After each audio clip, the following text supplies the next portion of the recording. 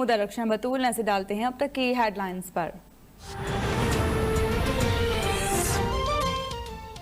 मुल्क में corona virus के संगीन वार जारी, मजीद 4,468 अफराद कोरोना का शिकार, 67 मरीज इंतकाल कर गए। मुस्बत केसेस की शरह 10% रही। अमवात की तादाद 14,158 हो गई। मुतासर अफराद की तादाद 6,49,824 हो गई। बढ़ते केसेस के बायस अस्पतालों पर शदीद दबाव, पंजाब में ICU भर गए। कोरोना वायरस की बिगड़ती सूरत हाल पर NCOC का खुसूसी इजलास आज होगा। पंजाब और खैबर पख्तूनख्वा के वज़राए आला वीडियो लिंक पर मौजूद होंगे। SOPs पर अमल दरामद, हेल्थ केयर सहूलियात पर तबादला ख्याल होगा।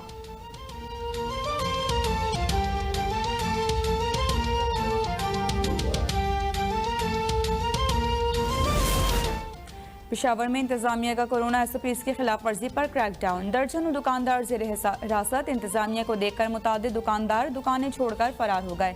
मुल्तान में कोरोना SOPs की खिलाफ वर्जी करने वालों के खिलाफ क्रैकडाउन जारी। रेस्टोरेंट्स, शादी हॉल्स और पब्लिक ट्रांसपोर्ट पर जुर्माना आयद।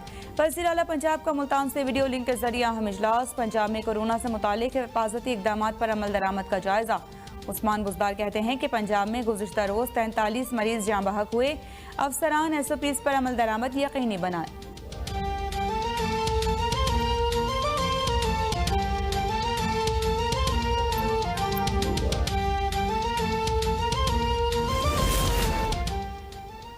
भारतीय लेजेंड क्रिकेटर सचिन तेंदुलकर भी कोरोना वायरस का शिकार हो गए। जून 2020 के बदतरीन पेट्रोलियम बहरान की तहकीकात FIA के सुपुर्द। वज़ीर आज़म ने मुआविन खुसूसी नदीम बाबर से इस्तीफ़ा ले लिया। सेक्रेटरी पेट्रोलियम भी बरतरफ। वफाकी वज़रा का फॉरेंसिक रिपोर्ट के बाद जिम्मेदारों के खिलाफ कानूनी कार्रवाई करने का ऐलान। असद उमर ने इदारों को बहरान से निमटने में नाकाम करार दे दिया।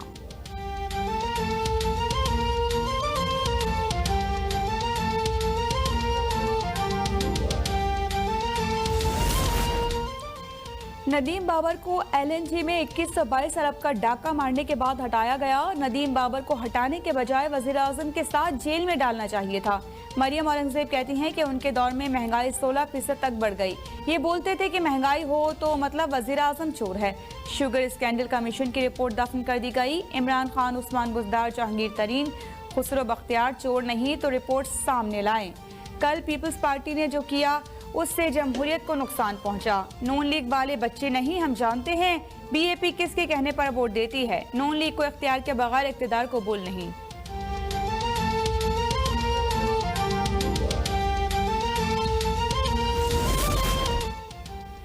पीपल्स पार्टी के यूसुफ रज़ा गिलानी के सेनेट में अपोजिशन लीडर बनने के बाद इत्तेहादियों में लफ्जी जंग जोर पकड़ गई। एक दूसरे पर वादा खिलाफी के इल्जाम। PTM की दीगर जमातों का गिलानी पर मुखालिफिन की हिमायत हासिल करने का इल्जाम। अपोजिशन इत्तेहाद से बेवफाई करने वालों को बड़ी सजा भुगतने का इंदिया। गिलानी ने अपोजिशन लीडर बनने के लिए BAP की हिमायत हासिल करने की तरदीद कर दी। इल्जाम इत्तेहाद के लिए नुकसानदेह करार दे दिए।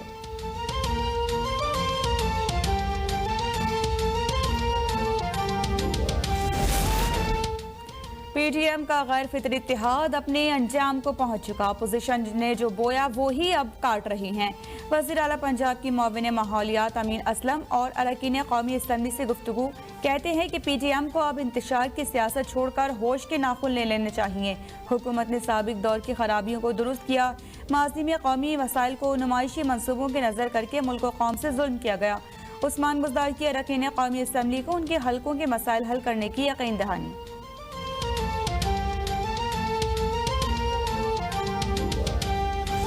ओकाड़ा में 3 साल कबल 1 अरब की लागत से चौक दीपालपुर को लारी अड्डा से मिलाने वाला पुल तो बन गया, लेकिन ठेकेदार लिंक रोड तामीर करना ही भूल गया। शहरियों को शदीद मुश्किलात का सामना, हादसात मामूल बन गए। है हमारे इर्द गिर्द हर चीज़ की, रिमोट कंट्रोल हो या हमारे कैमरा हो या हमारा मोबाइल फ़ोन के अंदर जो सिम डलती है वो हो या कंप्यूटर चल रहा है या फाइटर जेट चल रहे हैं या मिसाइल चल रहा है, हर एक की जो टेक्नोलॉजी की बुनियाद है वो सेमीकंडक्टर के ऊपर रखी जाती है। और ये जो सिलिकॉन की इंडस्ट्री है इसके ऊपर ये सारा जो बुनियाद खड़ी करनी है हमने, उसका हमने आगाज़ किया है। ये जो अभी ये भी मैं आपको बताऊं कि Vision 2035 जो चीन ने दिया है अपनी सेमीकंडक्टर इंडस्ट्री के लिए, जिसमें वो ये कह रहे हैं कि हम $100 अरब की जो उनकी अपनी सेमीकंडक्टर और सिम है उसके ऊपर वो कह रहे हैं कि हम मुकम्मल तौर के ऊपर उसको इंडिजनाइज करेंगे, यानी वो खुद उसको बनाना शुरू करेंगे। और अदरवाइज़ तो आपको पता ही है जो दुनिया में बड़ी कंपनीज़ हैं, इंटेल आपने नाम सुना होगा, आर्म्स का नाम सुना होगा, AMD है, सिनॉप्सिस है, इस तरह की जो बड़ी कंपनीज़ हैं दुनिया की, उनकी मोनोपोली थी और ये सारी अमेरिकन कंपनीज थी। सो जो असल अमेरिका की जब हम कहते हैं कि अमेरिका की टेक्नोलॉजी बिजनेस के ऊपर मोनोपोली है, तो हम कह रहे होते हैं कि अमेरिका की सेमीकंडक्टर इंडस्ट्री के ऊपर मोनोपोली है। और ये जो मोनोपोली है इसमें चाइना अब अपना हिस्सा चाहता है और हम ये चाहते हैं जो थिंक फ्यूचर हमारा विजन है, जो science and ministry of science and technology का, उसके तहत हमारी कोशिश ये है कि हम भी इस बड़े जो एक इनिशिएटिव है $100 बिलियन का जो इनिशिएटिव चाइना ने लिया है, इसमें हम भी अपना हिस्सा डाल सकें। और आज मुझे बड़ी खुशी है और मैं सबाहत का बड़ा शुक्रगुजार हूँ, DGP CSIR का बड़ा शुक्रगुजार हूँ। इन्होंने बड़ी मेहनत के साथ ये एक पब्लिक प्राइवेट पार्टनरशिप डेवलप की है। हम ये हमारे यहाँ अभी तक जो हमारे इलेक्ट्रिकल इंजीनियर्स हैं, हमारे जो कंप्यूटर इंजीनियर्स हैं, हमारे पास तो नौकरियां नहीं, एक तरफ तो हमारे पास नौकरियां नहीं हैं कि जहाँ पे हमारे लोग अकोमोडेट हो सकें, दूसरी तरफ हमारे लोग नहीं हैं जिनको हम नौकरियां दे सकें। यानी एक ह्यूमन रिसोर्स का क्राइसिस है, दूसरी तरफ अपॉर्चुनिटीज़ का क्राइसिस है। तो ये लोग जो हैं यहाँ पर ये करेंगे कि जो हमारे इंजीनियर्स हैं उनको एक सेमीकंडक्टर की बुनियादी ट्रेनिंग भी देंगे और फिर हम यहाँ पर डिज़ाइन सेंटर बना के उसको कमर्शलाइज भी करने की तरफ बढ़ेंगे। और इंशाल्लाह मुझे उम्मीद है कि ये जो हमारा इनिशिएटिव है, इसके बाद जो दुनिया की बड़ी सेमीकंडक्टर इंडस्ट्री है, जिसका मैंने कुछ नाम लिया, इंटेल है, आर्म्स हैं, या बड़ी चाइनीज़ कंपनी जिन्होंने अभी इसके ऊपर काम शुरू किया है, वो भी हमारे साथ हाथ मिलाएंगी और हम इसको CPEC के बैनर के नीचे भी आगे लेके बढ़ेंगे चाइना के लिए। और दूसरी तरफ हम जो फर्स्ट वर्ल्ड है उसके साथ भी हम हाथ मिला के इसको हम आगे लेके जाना चाहते हैं। सो आई वुड से कि it's a big day for Pakistan technology industry, जहाँ पे पहले हमने हेल्थ सेक्टर के ऊपर हाथ डाला। अल्हम्दुलिल्लाह आज पाकिस्तान के अंदर एक पूरा हेल्थ सेक्टर इंडस्ट्री हमने खड़ी की है। उसके बाद हमने इलेक्ट्रिक व्हीकल में हाथ डाला। आज इलेक्ट्रिक व्हीकल जो है वो पाकिस्तान के अंदर बस आने को ही है और आप देखेंगे कि अगले 2 सालों में पाकिस्तान का इलेक्ट्रिक व्हीकल का जो सीन है वो बिल्कुल बदल के रह जाएगा। सो हमारी कोशिश यही है कि हम इस तरह की जो मॉडर्न इंडस्ट्रीज़ हैं, जो फ्यूचर इंडस्ट्रीज़ हैं, उनको हम अपना जो है वो उसको हम ला सकें उनके लिए। एक बार आपको फिर से लाहौर ले चलते हैं। फवाद चौधरी की मीडिया से गुफ्तगू जारी है।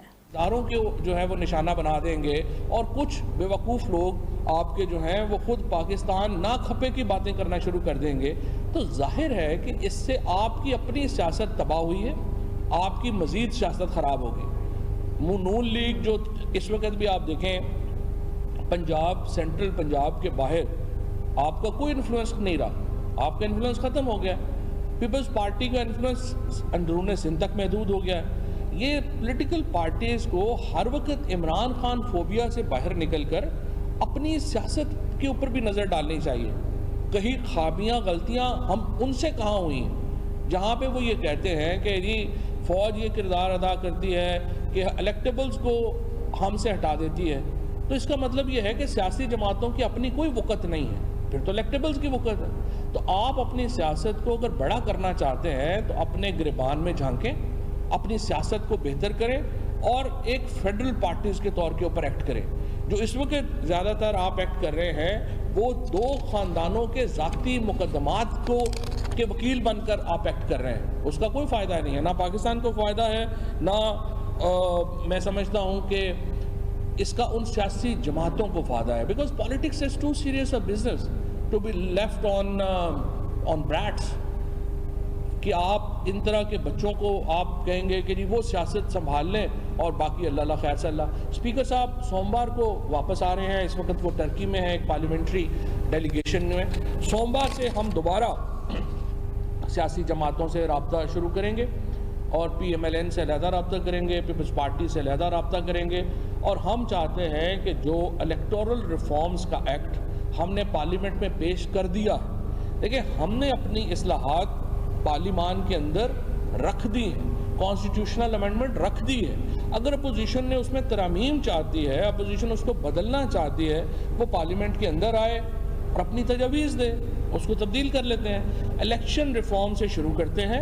हर दफ़ा झगड़ा होता है कि ये इलेक्शन सही नहीं हुआ, ये इलेक्शन सही नहीं हुआ, तो फिर आखिर हम बैठेंगे तो चलेंगे ना आगे, उसके बाद बाकी इशूज़ के ऊपर जो है वो आगे चलते हैं। जब तक देखिए, पहले भी आपने इमरान खान को कमज़ोर समझा, जब भी मुज़ाकरात की बात करते हैं तो लगता है कि आप हुकूमत को कमज़ोर समझ रहे हैं। आपने मुंह की खाई, आप तमाम जो हिकमत अमली थी आपकी, वो आपके अपने ऊपर ही बम बन के गिरी है। पहली बात, इमरान खान को मुल्क का लेजिटिमेट प्राइम मिनिस्टर तस्लीम करके, पार्लियामेंट को तस्लीम करके, कॉन्स्टिट्यूशन को तस्लीम करके आगे बढ़े। और आगे बढ़ने का क्या तरीका है हमने आपको बता दिया है। इलेक्टोरल रिफॉर्म्स कमेटी स्पीकर साहब बना रहे हैं। हमने पार्लिमानी लीडर्स को कहा है, आइए इंतखाबी इस्लाहात की तरफ बढ़ते हैं। उसके बाद जो बाकी इश्यूज़ हैं, बशमूल जो नैब का या बाकी चल रहे हैं, उनके ऊपर भी आ जाएंगे। जहाँ से बात शुरू करनी है वहाँ से शुरू करें। लेकिन अगर आप इस संजीदा एफर्ट को, इस संजीदा जो एक इस वक्त हुकूमत की तरफ से इनिशिएटिव है या संजीदा कदम है, अगर आप इसको भी आगे नहीं लेके जाएंगे, आपकी अपनी पार्टीज़ का नुकसान होगा, मुल्क का नुकसान होगा। लेकिन मैं आपको यकीन दे रहा हूँ, आपका अपना सबसे ज़्यादा नुकसान होगा, बाकी सबका इतना नुकसान नहीं होगा।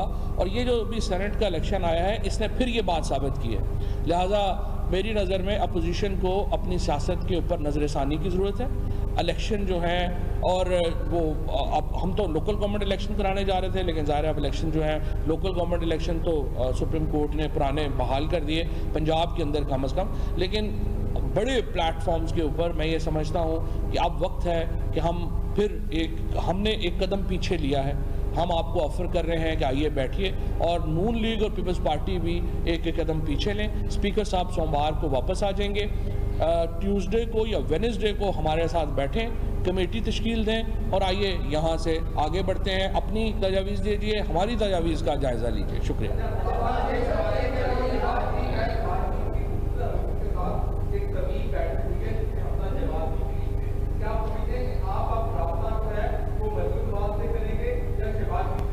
देखिए, ये नून लीग की पार्लिमानी पार्टी ने तय करना है, ये हम तय नहीं कर सकते। नून लीग का एक अपना अंदरूनी मैकेनिज़्म है, वो फैसला करेंगे कि किसको उन्होंने अपना जो है वो लीडर बनाना है। इस वक्त जो नून लीग के पार्लियामेंट में लीडर हैं वो शहबाज शरीफ साहब, और जो भी और पार्लिमानी लीडर ज़ाहिर ख्वाजा आसफ हैं। तो ये जो लोग हैं, इन्होंने नॉमिनेट करना है जिनको पार्लियामेंट में, हम उनके साथ बातचीत करेंगे।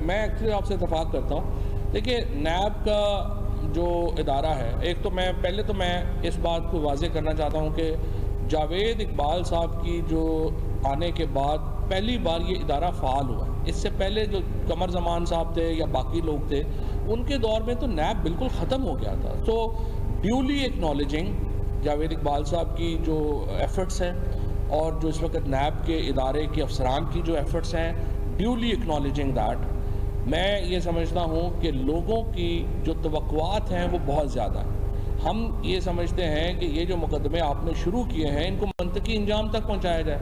अगर हर मुकदमे के बाद दूसरा मुकदमा आ जाता है तो उससे लोगों का कॉन्फिडेंस शैटर होता है। और जो मरियम नवाज़ साहिबा को अगर आपने नोटिस दिया है, तो आप उनको वैसे ही ट्रीट करें जैसे आप बाकी मुल्ज़मान को करते हैं। जब एक हो जाता है कि जो कुछ लोग हैं वो ख़ास हैं और कुछ लोग ज़्यादा ख़ास हैं, तो वहाँ से फिर लोगों का जो एक एतबार है इदारों के ऊपर, वो ख़त्म होता है। ये नहीं होना चाहिए। तो मैं आपसे मुत्तफ़िक़ हूँ, बुलाया था, तफ्तीश करनी चाहिए।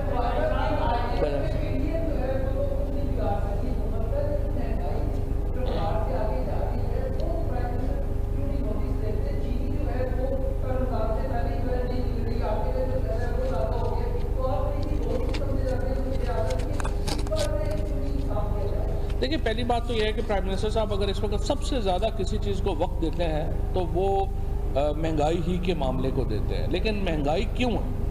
मसलन आप देखिए कि बिजली की कीमतें बढ़ गई। बिजली की कीमतें क्यों बढ़ गई? बिजली की कीमतें इसलिए बढ़ गई हैं कि हमारी ज़रूरत थी 10,000 मेगावाट, हमने पिछली हुकूमत में प्लांट लगा दिए 20,000 मेगावाट के। सो जो 6 रुपये बिजली हमारी तो सिर्फ इस वास्ते बढ़ गई कि हमने वो 20,000 मेगावाट का मुआहदा ये किया हुआ है कि आप हमें बिजली, हमें ज़रूरत हो ना हो, हमने आपको पैसे देने हैं। तो आपने उनको जो है वो कर दिया। उसके बाद आपने जो 42% जो आपके इस वक्त बिजली के प्लांट हैं वो लगे हुए हैं फॉसिल फ्यूल्स के ऊपर, यानी आपको बाहर से इंपोर्ट करना पड़ता है। बाहर तेल महंगा होता है, आपका डॉलर गिरता है, साथ ही आपकी कीमत बढ़ जाती है। अब आप मुझे बताएं, कर शहबाज शरीफ और नवाज शरीफ गए हैं, भुगताना इमरान खान को पड़ रहा है। इसी तरीके से ये जो बाकी महंगाई का जो मामला है, ये आपके सामने जो आटे का या आपके सामने जो चीनी का जो मामला है, ये पहली बार चीनी की कीमत में तो इजाफे की हम बात करते हैं रोज़। हम ये बात नहीं करते कि 235 रुपये इस वक्त किसान ने पाकिस्तान की तारीख में पहली बार गन्ने की कीमत ली है। जितना इस वक्त किसान को गन्ने की कीमत, और पहली बार पूरी कीमत मिली भी है। आप जाएं वहाँ पे किसी से पूछें कि आपको इस दफ़ा गन्ने की कीमत मिली है या नहीं मिली है, तो किसान आपको बताएगा कि गन्ने की इस वक्त रेट क्या है। सो इशू ये है कि आप एक तरफ आपने बैलेंस क्रिएट करना है। सो ठीक है, महंगाई है, लेकिन ये है कि दूसरी तरफ उसका दूसरी भी एक कहानी है, उसको भी हमने साथ लेके चलना।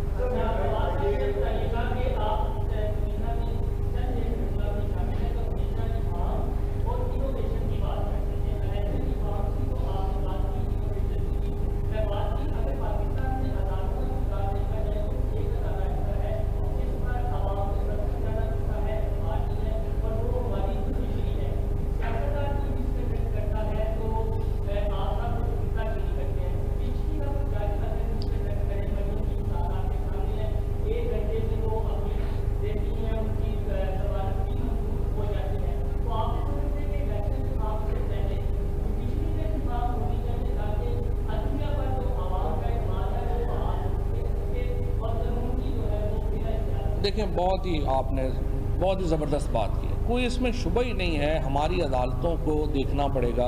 इस वक्त देखें निज़ाम क्या है। 2018 से पहले निज़ाम ये था कि इंतज़ामिया जज अपॉइंट करती थी। 19वीं तरमीम के बाद ये अपॉइंट हो गया कि पहले 18वीं तरमीम आई तो कहा गया कि अदलिया और इंतज़ामिया मिल के जज अपॉइंट करेगी। इफ्तिखार चौधरी साहब ने 19वीं तरमीम पे ब्लैकमेल किया बाकायदा उस वक्त पीपल्स पार्टी को, यूसुफ रज़ा गिलानी साहब को, और अब आ गया है कि लिटरली जजेस ही जजेस को अपॉइंट करते हैं। अब जजेस ही जजेस को निकाल भी सकते हैं और जज साहबान ही जजेस को अपॉइंट भी करते हैं। ये दुनिया में इस तरह कहीं नहीं है। मैं पाकिस्तान में तमाम सियासी जमातों को बार बार ये बात करता हूँ कि आप जजेस की अपॉइंटमेंट के तरीके को और जजेस के निकालने के तरीके को हमें रिव्यू करना चाहिए। इस वक्त जो मसला आ रहा है, देखिए, जो हमारी इवन टेक्नोलॉजी बिजनेसेस में भी, जो मैंने पहले भी क्रिटिसाइज़ भी किया, हमारे यहाँ जुडिशरी में ज़्यादातर जज साहबान को पता भी नहीं है कि टेक्नोलॉजी काम कैसे करती है, लेकिन वो पाबंदियाँ लगा देते हैं। पहले यूट्यूब के ऊपर पाबंदी लगा दी इस्लामाबाद हाई कोर्ट ने 2014-15 में। सारा यूट्यूब फेसबुक उठ के इंडिया चला गया। अब आकर के आपने टिकटॉक पे पाबंदी लगा दी। जब चाइनीज़ कंपनीज ने आके यहाँ पे बिजनेस करना था, हमने उनकी कंपनी बंद कर दी। अब प्रॉब्लम ये है कि ये काम कैसे करता है इंटरनेट। बहुत सारे लोग जिनको ब्लास्मी का या ये क्या कहते हैं, न्यूडिटी का, वो कहते हैं जी इंटरनेट के ऊपर चल रहा है। तो सिंपल बात है, अगर आप हर वक्त ब्लास्मी या पोन आप जो है वो उसके ऊपर सर्च करना शुरू करेंगे, आपके कंप्यूटर्स में वही आना शुरू हो जाएगा, क्योंकि ये एल्गोरिथम्स हैं। जो लोग नहीं सर्च करते उनको नहीं मिलता, जो हर वक्त सर्च ये करते रहेंगे उनको हर वक्त फिर यही मिलेगा। सो सिंपल बात ये है कि हमारे यहाँ पहले जजेस को पता होना चाहिए कि ये इंटरनेट की जो या गूगल है ये काम कैसे करते हैं, इसके एल्गोरिथम्स क्या होते हैं, इनके सर्च प्रोसेसेस क्या है। सो बिल्कुल आपकी बात ठीक है। मैं फिर भी सियासी जमातों से मैं तो हमेशा ये बात करता हूँ कि हमें ज़रूरत है इलेक्टोरल रिफॉर्म्स की, जुडिशल रिफॉर्म्स की, इकनॉमिक रिफॉर्म्स की, और उसके लिए हमें मिल के बैठना चाहिए।